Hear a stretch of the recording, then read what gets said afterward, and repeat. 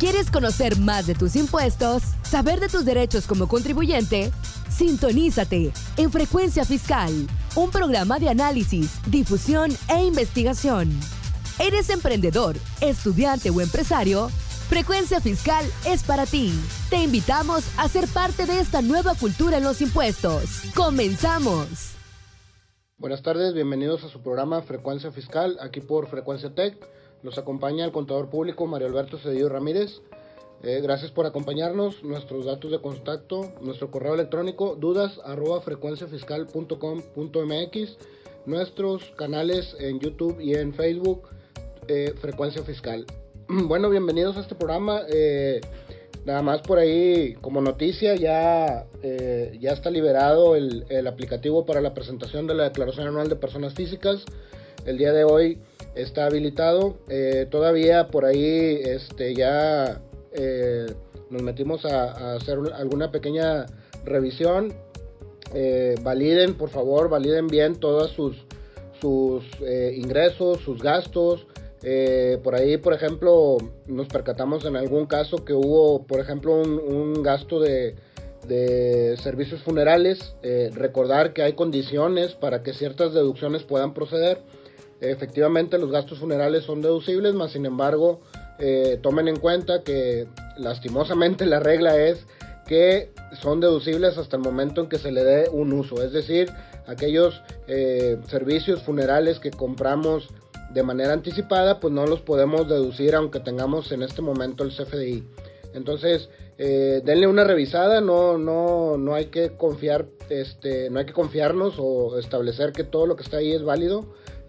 Obviamente es un sistema, el sistema pues toma los FDIs que están registrados, más sin embargo hay criterios y hay por ejemplo topes que pudieran no estarse aplicando correctamente, para que por favor ahí nada más le den una visión a ese tipo de cuestiones.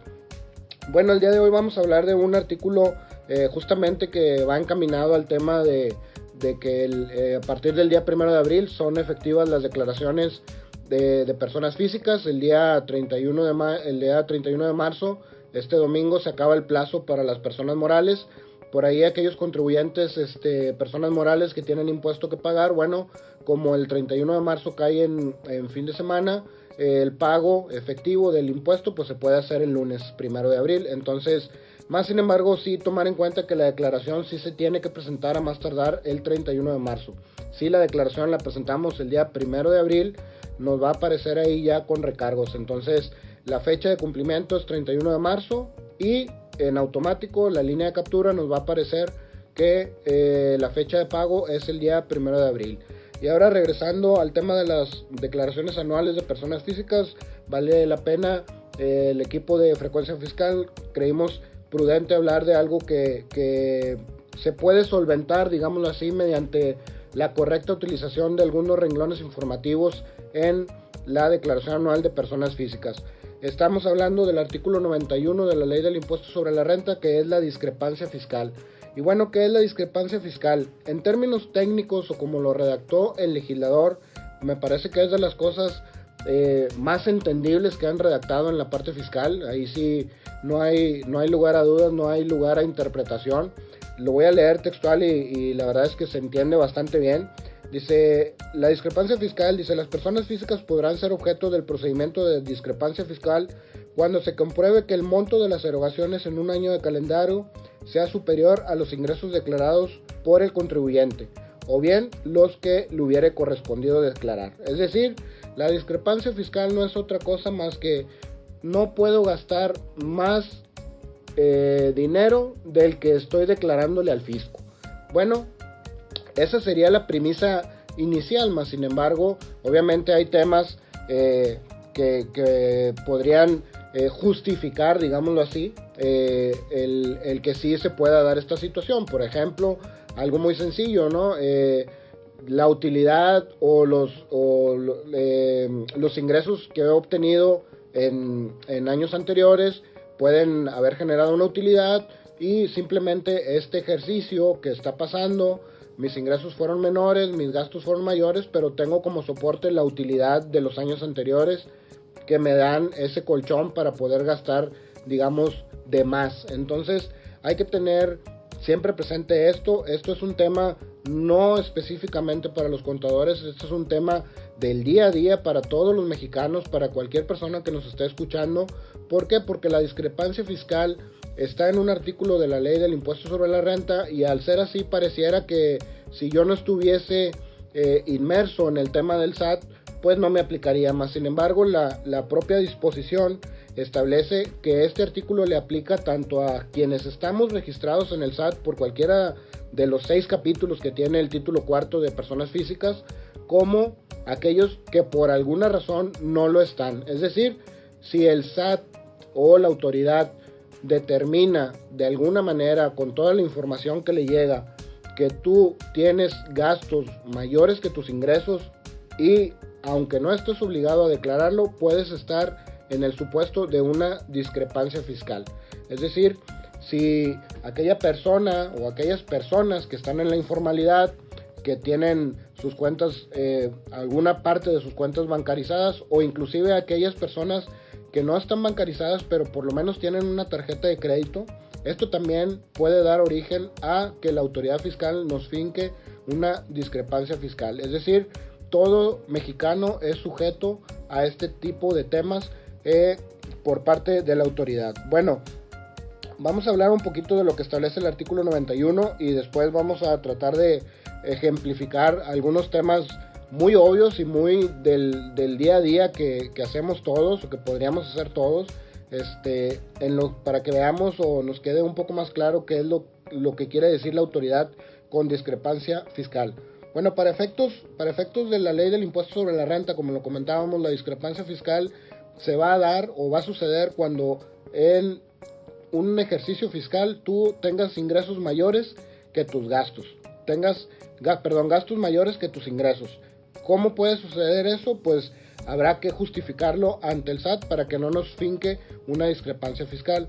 El motivo de la discrepancia fiscal es que el SAT asume que si tú estás gastando más de lo que le reportaste como ingresos, pues de alguna manera tú estás sacando ingresos de alguna otra fuente que no los estás declarando, y por eso puedes gastar ese dinero. Entonces, para ellos dice que se consideran erogaciones efectuadas por cualquier persona física los gastos, que son los gastos comunes que hacemos cualquiera de nosotros, las adquisiciones de bienes, por ejemplo, adquiero una casa, adquiero una oficina, adquiero un automóvil, adquiero un terreno, y los depósitos en cuentas bancarias. Es decir, no declaro ingresos, pero sí tengo ahorros en el banco. Es decir, bueno, ¿cuál fue el origen o la fuente de esos ahorros en el banco? Como comentábamos en un inicio, hay que irnos hacia atrás, hacia los ejercicios anteriores. Puede ser que yo, por ejemplo, en diciembre me haya liquidado la empresa donde estaba y por X razón durante todo el año no trabajé, pero con mi liquidación sobreviví. Entonces ese es un origen de la explicación. En un primer inicio pareciera que no estoy declarando ante el SAT, pero si tengo los gastos, pero tengo la justificante de mi liquidación del año anterior, y durante un año que ejercí gastos, tengo manera de comprobar que los ingresos ya los tenía en mi haber patrimonial, y por lo tanto no puede ser origen de una discrepancia fiscal. Entonces, la discrepancia fiscal al final llega a caer en que el fisco lo que establece es que si tus gastos son mayores que tus ingresos, por el diferencial, ellos van a asumir que tienes un ingreso, es decir, te van a cobrar el impuesto sobre ese diferencial, en caso de que no llegásemos a comprobarlo. Por eso es muy importante tener en mente que la discrepancia de la que estamos hablando aquí es de dinero, es de bienes constantes, bienes sonantes. ¿Y cómo le hace el SAT? ¿Cómo le puede hacer el SAT? Bueno, hay que recordar que el SAT hoy en día tiene los FDIs, tanto de ingresos como de gastos, tiene la contabilidad electrónica para el caso de aquellos que estén obligados a llevarla, tiene información de los bancos, que yo creo que es una de sus principales fuentes, que es la información de los bancos. Hay que recordar que los bancos presentan declaraciones informativas cada año al SAT, tanto de intereses como de créditos hipotecarios. También se envían reportes a la Comisión Nacional Bancaria de cuestiones de lavado de dinero. Entonces, los bancos, en conjunto con todo el tema electrónico que hoy en día el SAT tiene acceso, pudiera ser una fuente de información muy fidedigna para la autoridad y poder determinar, en el caso de cualquier persona, cuáles son su nivel de ingresos y cuál es su nivel de gastos. Entonces hay que tener en mente todo esto. No nos vayamos por el hecho de que no, pues yo no estoy dado de alta en Hacienda. Bueno, el hecho de que no estés dado en Hacienda no implica que no te puedan revisar. ¿Por qué? Porque si tienes una cuenta bancaria, en automático, les comento, hay un acuerdo entre el SAT y los bancos para que de manera semestral, no me acuerdo si es semestral o anual, los bancos hacen un barrido de todas sus bases de datos de clientes, y aquellos que no estén inscritos en el SAT son enviados al SAT y el SAT nos regresa el RFC de esa persona y lo inscribe en automático como una persona que utiliza el sistema financiero.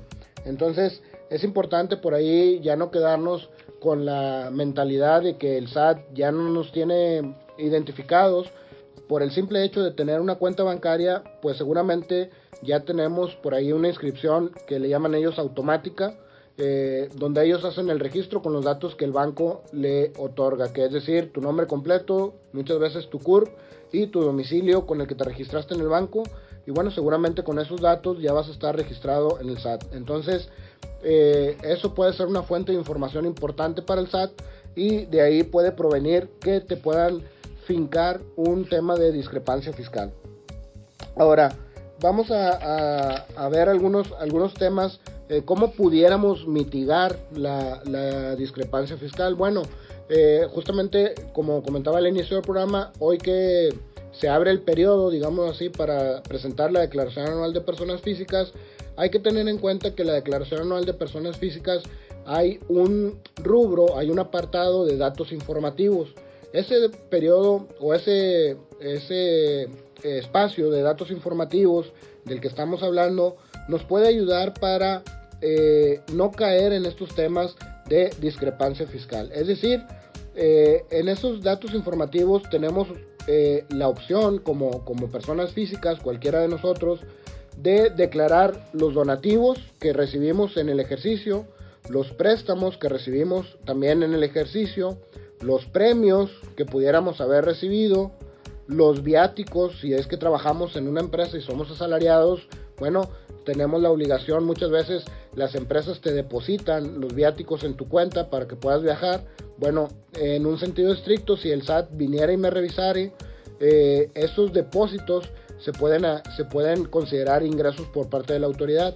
Más sin embargo, si yo tengo declarado en mi declaración anual como dato informativo el monto total de los viáticos que recibí en el año, pues eso me da a mí la seguridad jurídica y me protege ante la autoridad de que no me quieran considerar un ingreso gravable esta parte de los viáticos. Bueno, también se deben de declarar en los datos informativos las herencias, los legados y, algo muy importante, la venta de tu casa habitación. Bueno, todos estos datos informativos hay que recordar que hay un espacio ahí en la declaración anual. Muchas veces los damos por sentado y no los ponemos, pero aquellos que tengan estas operaciones es importante que lo asienten ahí en su declaración anual. ¿Por qué? Porque es un medio de protección ante la autoridad y es un medio de obtener una seguridad jurídica para el caso de que el SAT nos quiera venir a fincar un ingreso por cualquiera de estos temas de discrepancia fiscal. Es decir, voy a citar un ejemplo. Si yo soy asalariado y resulta que gané $1,000,000 de pesos en el año, pero resulta que mis gastos fueron 2 millones de pesos en el año. Bueno, el SAT va a decir, oye, tienes una discrepancia fiscal de 1,000,000 de pesos. Pero si yo por alguna razón recibí a lo mejor una herencia de parte de mi familia, de alguno de mis padres, de algún familiar, mientras yo lo declare en este apartado informativo, en la declaración anual, bueno, yo voy a tener la manera de soportar que ese millón proviene de una herencia, de un legado, o yéndonos a un caso extremo, de la venta de mi casa, o de un donativo, o de un préstamo. Entonces es importante, estos renglones están ahí, digamos, como datos informativos, pero realmente están ahí para ayudarnos a nosotros como contribuyentes a explicarle al SAT cuál es el origen de nuestros recursos y cuál es el origen más bien de el por qué podemos efectuar cierto nivel de gastos como contribuyentes. Entonces es importante por ahí recalcar, si tienen por ahí algún contador o alguien que les ayude a hacer su declaración anual, porque todavía pues hay mucha gente que no la hace de propia mano, si tienen ustedes estos elementos, proporciónenlos a su asesor para que los asiente ahí en la declaración anual.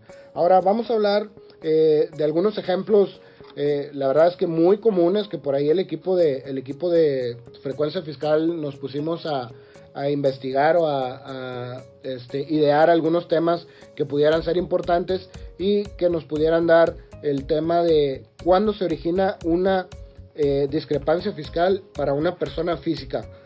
Bueno, por ejemplo, el primero de los ejemplos que se nos viene a la mente es algo muy común usado en México, que son las famosas tandas. Bueno, al día de hoy hay mucha gente que organiza las tandas, y como pues la mayoría de la gente ya está con su cuenta bancaria, pues recibe los depósitos de toda la gente en su cuenta bancaria, y después pues se lo entrega a quien le toca la tanda, ¿no? Bueno, esto puede ser un origen de una discrepancia fiscal. ¿Por qué? Porque hay que recordar que para efectos del fisco, en el artículo 91, establece que los depósitos en cuentas bancarias se consideran erogaciones. Es decir, si yo no trabajo, por ejemplo, y organizo tandas, ¿cómo puede ser posible que tenga en el año depósitos, no sé, de 10,000 pesos o de 50,000 pesos en todo el año, si al fisco no le estoy reportando absolutamente ningún ingreso? Entonces, para el fisco, esos depósitos que me aparecen en la cuenta bancaria se considera una erogación, y entonces caigo en el supuesto que establece el primer párrafo del artículo 91, donde establece que la discrepancia se da por el hecho de que mis erogaciones en el año calendario fueron mayores que mis ingresos. Es decir, en automático el hecho de que la gente me esté depositando la tanda en mi cuenta pudiera ser origen a que el fisco quisiera venir y fincarme un ingreso y me cobrara el impuesto sobre esos depósitos. Así de simple, así de sencillo, así de algo tan cotidiano que hacemos los mexicanos, porque es algo que es nuestro folclore, pudiera tener una consecuencia fiscal que pues no debiera pasarnos, ¿no? Entonces hay que tener cuidado, hay que tener este origen. ¿Qué podemos hacer en ese origen? Bueno, pues llevar un control de quién nos hace los depósitos, llevar un control de quién está aportando, llevar un control de cuánto es lo que tengo ahí que no es mío, digámoslo así, para en caso de que la autoridad pudiera venir a revisarme, bueno, pues tener al menos la información de dónde provinieron los depósitos. Hay que recordar, aquí hago un paréntesis, hay que recordar que para efectos del fisco, si nosotros tenemos, ellos no asumen que está prohibido el tener depósitos en efectivo en nuestras cuentas bancarias. El problema con el efectivo es que no lo puedes rastrear, es decir, no puedes como contribuyente y ni como autoridad establecer que un depósito en efectivo es un préstamo, es un ingreso, es una dádiva, es un donativo. ¿Por qué? Porque simplemente aparece como un depósito en efectivo. Entonces no tenemos manera, ni nosotros ni la autoridad, bueno, a lo mejor nosotros recordamos de qué se trata el depósito en efectivo, más sin embargo no tenemos la manera de comprobarle a la autoridad el hecho o por qué recibimos ese depósito en efectivo. Bueno, otro tema que veíamos y que es algo también que pareciera ser extremo, de hecho casi todos los casos que nos pusimos a idear realmente son extremos, son cosas a lo mejor pudieran nuestros radioescuchas pensar que son absurdas, pero bueno, hay que recordar que la autoridad fiscal muchas veces cae en el absurdo, ¿no? Con el afán de recaudar. Entonces eso fue lo que quisimos poner sobre la mesa como para ejemplificar estos temas. Otro tema que estamos por ahí viendo es aquellos casos donde existe pensión alimenticia. Como sabemos, la pensión alimenticia está exenta del impuesto sobre la renta. Más sin embargo, existen casos o existen muchas veces que los involucrados se ponen de acuerdo fuera de los tribunales o hacen un acuerdo individual entre las partes y la pensión alimenticia se paga en efectivo. Entonces, bueno, es lo mismo. Tienes esa pensión, en algún momento la vas a gastar, la vas a distribuir entre tus gastos, y eso puede originar que para efectos del fisco, para efectos de este artículo, pues tus erogaciones sean mayores que tus ingresos. Entonces tienes que comprobar el origen de esa discrepancia. Y si se trata de una pensión alimenticia, pues la realidad es que no vale la pena meternos en problemas gratis al recibirla en efectivo, sabiendo que es un tema que está completamente exento. Entonces lo más recomendable es que este tipo de cosas pues se reciban por transferencia electrónica de manera natural, como se hace, se le retiene en la empresa de quien tiene la obligación de pagarla, y esa misma empresa hace la transferencia al beneficiario. Entonces de esa manera todo es transparente y no tenemos ningún origen de discrepancia fiscal, porque todo está comprobado y soportado por la obligación que expidió un juez de otorgar esta pensión alimenticia. Bueno, otro tema muy común, y esto sí puede ser origen de negocio, pero también es algo muy común, son aquellas personas que se dedican a realizar viajes o a realizar eventos sociales.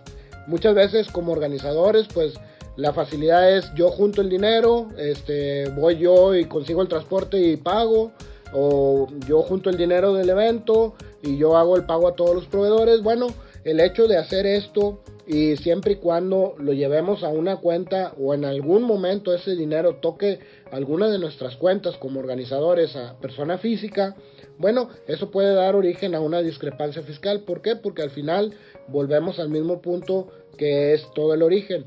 Mis ingresos no van a concordar con el nivel de erogaciones que tengo. Y llámese que recordar que erogaciones sea que pida comprobantes fiscales a los proveedores para comprobarle a quienes me depositaron el costo, o ya sea que simplemente por el hecho de que sea un depósito en mi cuenta. Hay que recordar que para efectos de este artículo, los depósitos en tu cuenta o los depósitos que tú recibes es una erogación. Entonces es importante tener bien identificado este tipo de cosas, y si lo estamos haciendo, pues tener por ahí por lo menos el control de quién nos está depositando, cuánta cantidad nos está depositando, de manera que podamos comprobarle al fisco en algún momento que nos llegase a revisar que no son ingresos, que efectivamente lo que recibimos fue para erogar un gasto por cuenta de algún tercero o por cuenta de algún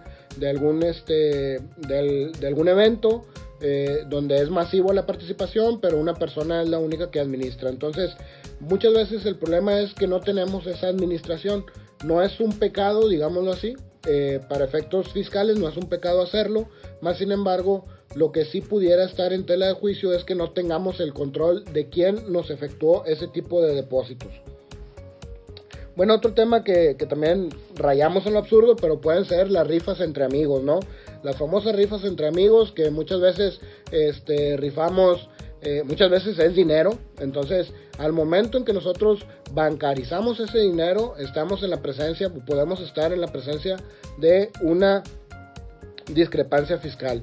Si se fijan, todos estos temas son temas que pudiéramos estar informando en los datos informativos, en el apartado de datos informativos de la declaración anual.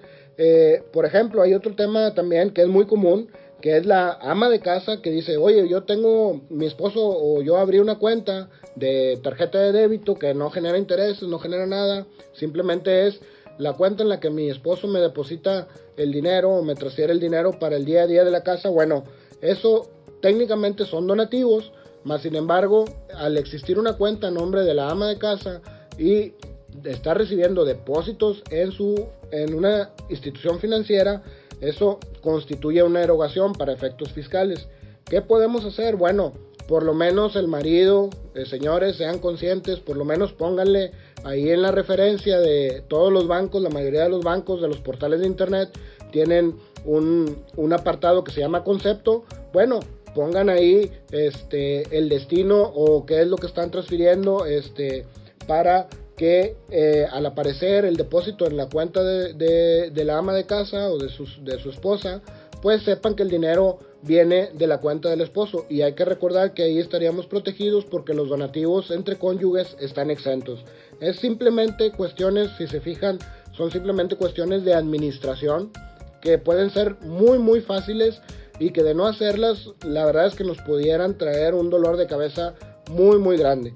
Entonces, por ahí, para que lo tomen en cuenta, son algunos tips de cómo podemos mitigar este tema de la discrepancia fiscal en el caso de que la autoridad nos llegase a revisar. Bueno, otro tema muy común, aquellos que rentan su casa habitación por alguna de estas compañías que son administradoras. Bueno, hay que recordar también que técnicamente esto es un ingreso y técnicamente se debiera estar pagando impuesto por este tipo de cuestiones. Entonces ahí sí no hay para dónde hacerse, ahí sí no hay ningún tip, ahí sí no hay ningún tema que sacarle la vuelta. Si ustedes están rentando su casa por medio de alguna de estas administradoras, obviamente estas administradoras les piden que abran una cuenta para ir a recibir el depósito de su renta. Bueno, eso es un ingreso y se tendría que estar declarando. Bueno, estos son algunos de los casos, por ahí nos faltaron algunos, ya se nos está por terminar el tiempo. No quisiera dejar de mencionar que el efecto de esta discrepancia fiscal puede ser muy grave. No lo tomen a la ligera, hay algunas cosas que podemos hacer, como lo comentábamos ahorita, algunos tips, pero el hecho de que la autoridad nos finque una discrepancia fiscal no es nada más que nos vaya a cobrar el impuesto o el acumular el ingreso que no estamos o que no podamos comprobar de esta discrepancia fiscal. Es decir, si mis egresos fueron mayores en 100 pesos a mis ingresos, bueno, el fisco me va a cobrar el impuesto sobre esos 100 pesos, pero pudiera llegar más allá. ¿Por qué? Porque el Código Fiscal establece que la discrepancia fiscal es equiparable al delito de defraudación fiscal. Y pues la defraudación fiscal, hay que recordar que no es una simple multa. La defraudación fiscal es de 3 meses a 9 años de cárcel. Entonces hay que tener cuidado con lo que estamos haciendo, hay que tener registros de los manejos que estamos haciendo en nuestras cuentas y hay que estar al pendiente también, darle una revisada a mi año fiscal para ver que no caiga en este supuesto de que mis egresos sean mayores a mis ingresos, y en el caso de caer en ese supuesto, pues bueno, buscar el soporte o el origen del por qué fue esa parte que se excedió de egresos sobre los ingresos.